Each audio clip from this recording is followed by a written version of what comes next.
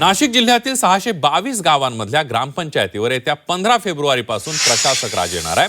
पेठ सुरगणा येथे हे 2 तालुके वगळता जिल्ह्यातील सर्वच तालुक्यात प्रशासक राज असणार आहे.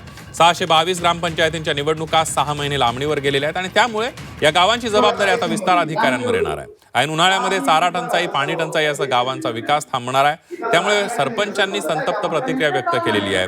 जोपर्यंत निवडणुका होत नाही तोपर्यंत काळजीवाहू सरपंच नेमावेत अशी मागणी सरपंचांनी केली आहे.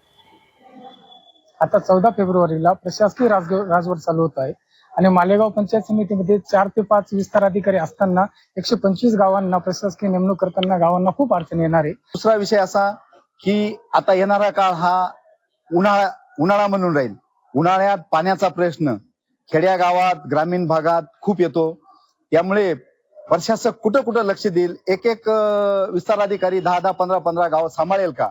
स्टँडिंग सरपंच आहेत, त्यांना एक गावाचं काळजीवाहू सरपंच म्हणून जरी तुम्ही कुठला तरी एक अध्यादेश काढून शासन निर्णय केला तरी एक गावगाड्याचं कारभार हा त्या सरपंच लोकांना गावाचा अनुभव असतो, ते गाव सुरळीत चालू शकतात.